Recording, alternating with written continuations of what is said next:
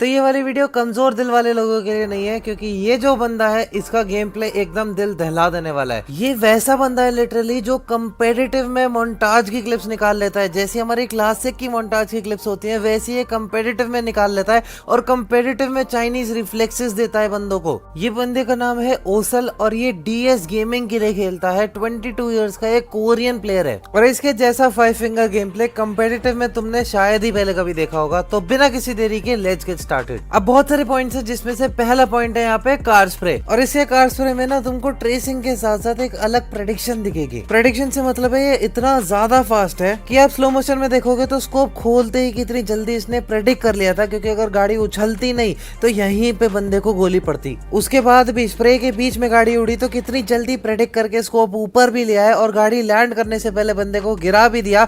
उसके बाद में यहाँ पे स्कोप स्विच बटन देखो, इसका स्कोप बटन भी राइट इंडेक्स फिंगर पे है जिससे तुरंत ये स्कोप स्विच कर सके। और 2x पे स्विच करने के बाद भी जस्ट ये वाला फ्रेम देखो, यहाँ भी कनेक्ट करना शुरू कर दी थी बुलेट्स। मतलब इनको डिले लगता ही नहीं है बंदे के ऊपर स्प्रे रखने में। उसके बाद में ये इतने बढ़िया तरीके से मास्टर कर चुके हैं इस मूवमेंट को कि 2 गाड़ियों का सीधा रश आया और इन्होंने उनको एक गोली खाए बिना गिरा दिया। इस मूवमेंट के बारे में हम अगले पॉइंट में बात करेंगे। फिलहाल देखते हैं अगली क्लिप।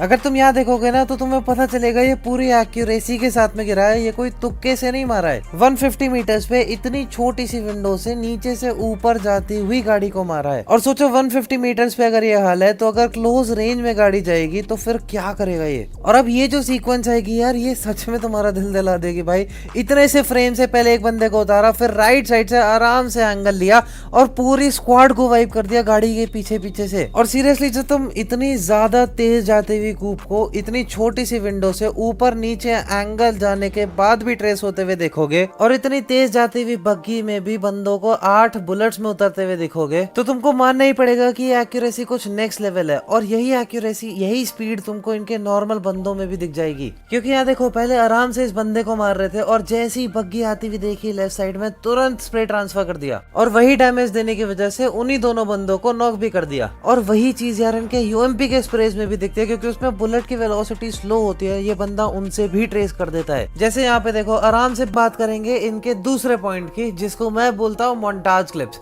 मतलब ये बंदा इतना ज्यादा अच्छा खेलता है कि मोन्टाज की क्लिप्स ये कंपेटिटिव में निकालता है और कई बार ऐसी क्लिप्स हैं जो मोन्टाज में भी मुश्किल से देखने को मिलती हैं।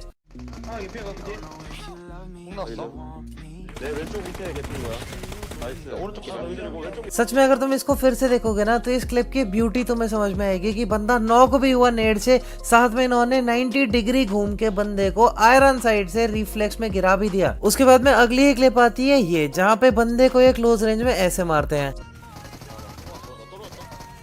लेकिन जब इसको स्लो मोशन में करोगे तो तुमको दिखेगा कि इन्होंने कितनी जल्दी बंदे की मूवमेंट को रीड करा था, क्योंकि ज्यादातर बंदे लेफ्ट से राइट जाते हैं, पूरा इस तरीके से जिगल देते हैं, जो एंगल होता है रिज का उसको पकड़ते हैं। और इन्होंने खुद पूरा आगे रश करते हुए 60 HP होने के बावजूद बंदे को पूरा ट्रेस करा एक गोली खा के बस। और फिर ऐसी क्लिप्स ये बंदा कंपेटिटिव की मोन्टाज में डाल रहा है जिसमें 2 शॉट में कितनी जल्दी जल्दी 2 बंदे नॉक हो रहे हैं। और अगर तुम फिर से स्लो मोशन में जाके देखोगे ना तो तुमको दिखेगा क्लियरली कि इसने दोनों शॉट्स बंदों पे एम करके लिए प्रॉपर तरीके से। ऐसा नहीं हुआ कि वो बस चलते हुए आ गया, तुक्के में 2 शॉट्स पड़ गए। उसके बाद में M7 3X M7 4X के जो स्प्रेस तुम मोन्टाज में देखते हो वो तुम्हें यहाँ पे देखने को मिल रहा है और बंदा कितना क्लीन मार रहा है यार। उसके बाद में मिनी 14 पे तुम बड़े स्कोप के साथ में जो फास्ट टैपिंग देखते हो वो तुमको यहाँ पे देखने को मिलेगी। उसके बाद में भी ये क्लिप खत्म नहीं होती है, आगे बंदा जाता है अपने टीममेट्स के पास में जहाँ पे 2 गाड़ियों का रश आ रहा होता है और उसको अकेले दम पे रोकता है। बंदा अभी जस्ट उतरा है और बंदे को कवर भी नहीं लेने दिया, इतना फास्ट ये प्रेडिक्ट करता है। और उसको मारने के साथ ही तुरंत स्विच करा दूसरे बंदे के ऊपर और उसको भी क्या टेक्निक से मारा यार। क्योंकि तुम चलते चलते अगर इतनी सी पीक करके वापस आओगे ना तो बंदा एकदम से एक्सपेक्ट नहीं करेगा कि तुम अपनी मूवमेंट रोक दोगे, वो आगे एम ले रहा होगा। और यही मूवमेंट चाहे चलते चलते हो चाहे एक जगह पे बैठ के हो,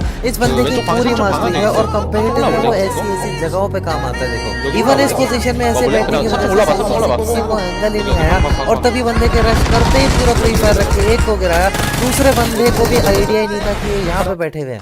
और जैसी क्लास और एग्रेशन विराट कोहली में है ना, उसी तरीके से इस बंदे के प्ले स्टाइल में वही चीज है, क्योंकि इनकी क्लास ही है कि इनका एग्रेसिव प्ले स्टाइल इतनी बढ़िया मूवमेंट के साथ में एकदम फ्लो के साथ में जाता है, क्योंकि ऐसी मूवमेंट बहुत ज्यादा काम आती है स्पेशली कंपेटिटिव में। क्योंकि अगर आप पीक करके ऐसे बैठ जाओगे ना तो सामने वाले को जो हेड का छोटा सा एंगल आ रहा होता है वो भी नहीं आता, उसको पता भी नहीं चलेगा आप कब पीक करने वाले हो, और पीक भी एग्जैक्टली कहां से करने वाले हो वो भी उसको नहीं पता चलेगा, क्योंकि उसको दिखेगी ही नहीं आपकी पोजीशन। और स्पेशली जब आप गाड़ी से रश करते हो, और कंपेटिटिव में तो अक्सर ऐसा होता है कि आपको गाड़ी एकदम बंदों के मुंह पे रोकनी पड़ जाती है, फाइट लेनी पड़ती है, फाइनल सर्कल में आपको जोन बनाना होता है एकदम, वहां पे आप इस चीज का बहुत अच्छे से फायदा उठा सकते हो, जैसे कि यहाँ।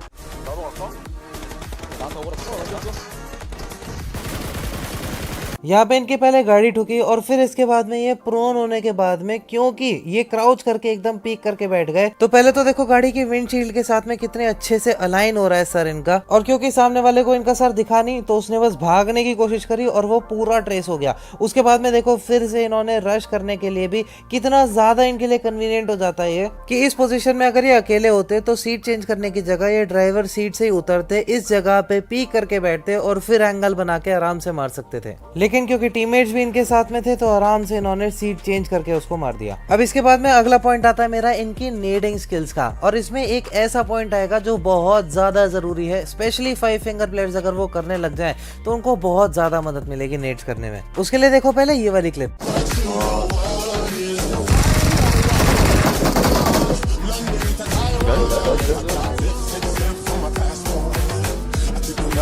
내가 포레스트에 일단 플래그를 할 수 있거든. 하나 더 기다려.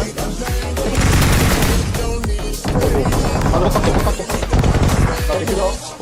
तुम यहाँ पे आई बटन की पोजीशन देख रहे हो इनकी, क्योंकि ये राइट इंडेक्स फिंगर पे है तो ये फिंगर से आई बटन यूज कर रहे हैं और थंब से ये पीक कर रहे हैं, क्योंकि अक्सर लोगों का जो थंब के पास में आई बटन रहता है उनको वो एक ही चीज कर सकते हैं, या तो वो आई बटन यूज करेंगे या फिर वो पीक यूज करेंगे। लेकिन जैसे जोनाथन ने अपना आई बटन इंडेक्स फिंगर पे रखा हुआ है, इन्होंने भी इस तरीके से रखा हुआ है, जिसकी वजह से 5 फिंगर प्लेयर होने के चलते इनको डबल बेनिफिट मिलता है, क्योंकि ये पीक करके इतनी ज्यादा एक्यूरेसी के साथ में नेट्स गिरा सकते हैं। वरना सोचो ये एंगल निकालना कितना मुश्किल था, क्योंकि ये जो गाड़ी है और दीवार है उसके बीच में छोटा सा ही गैप था बस, और बिना अपनी बॉडी एक्सपोज करे नेड करने के लिए पीक करना एब्सोल्युटली नेसेसरी था यहाँ। और फिर यार ये वाली क्लिप देखकर तो मेरा दिमाग ही खराब हो गया पूरा।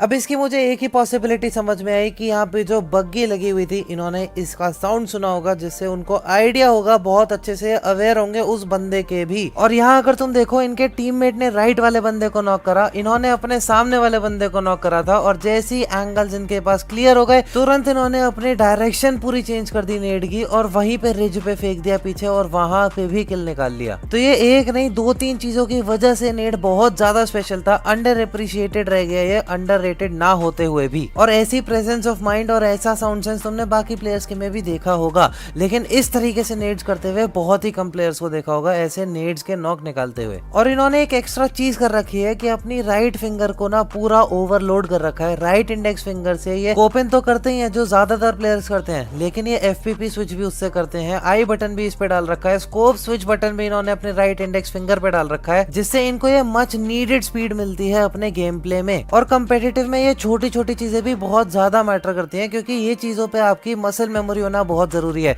क्योंकि अगर आप बंदे पे रश कर रहे हो तो आपका पूरा फोकस उसी पे होना चाहिए, आपका फोकस 1 सेकंड के लिए भी भटकना नहीं चाहिए इन छोटी सी छोटी चीजों के लिए। तो ये वो 3 पॉइंट्स हैं जो मेरे को लगता है यार कुछ ज्यादा ही नेक्स्ट लेवल बना देते हैं इस प्लेयर को। और ऐसे कौन से प्लेयर्स हैं जो आपको लगता है वो भी ऐसा खेलते हैं, या फिर उनको भी कवर किया जा सकता है, मुझे कमेंट सेक्शन में जरूर बताना, चाहे वो बाहर के भी हों। और सो स्ट्रॉन्ग को जरूर से चेकआउट करना। बाकी तो मिलते हैं नेक्स्ट वीडियो में, तब तक के लिए बाय बाय।